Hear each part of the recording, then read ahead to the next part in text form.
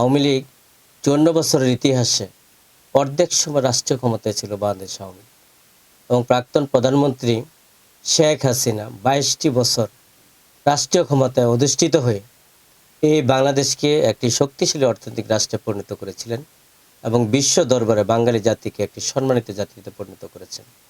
এমনকি আপনারা দেখবেন বিশ্বের বিশেষ করে ক্ষমতাধর ব্যক্তিদের মধ্যে অন্যতম উনি প্রভাবশালী একজন সফল রাষ্ট্রনায়ক হিসেবে আবির্ভূত হয়েছিলেন বিশ্ব দরবারে।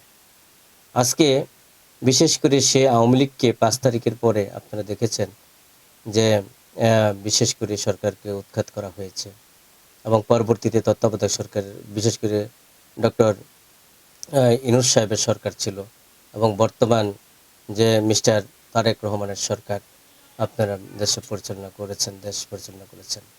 আমি মনে করি যে আওয়ামী লীগ সবসময় একটি বৃহৎ দল বাংলাদেশে এবং গণতান্ত্রিক দল এবং সবসময় আওয়ামী লীগ জনগণের পাশে থাকে, জনগণের এবং দেশ এবং মানুষের কল্যাণ করে এবং সেজন্যই এবং যেহেতু বিশেষ করে এই ধরনের একটা পরিস্থিতি হয়ে গেছে সেটা ঘুরতে কিছুটা সময় লাগে, এটা স্বাভাবিক।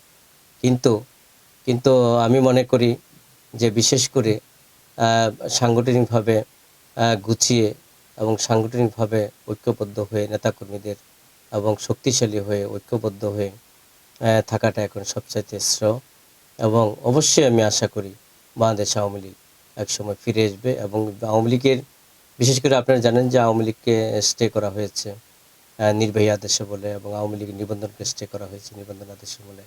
আমরা এই গণতান্ত্রিক বিশেষ করে এই সরকারকে বলবো যে এই সরকার যেন দ্রুতগতিতে সময়ে আওয়ামী লীগের স্টে এবং নিবন্ধন স্টে করেছেন নির্বাহী আদেশে বলে সেটা দ্রুততম সময়ে যাতে প্রত্যাহার করে নেয়।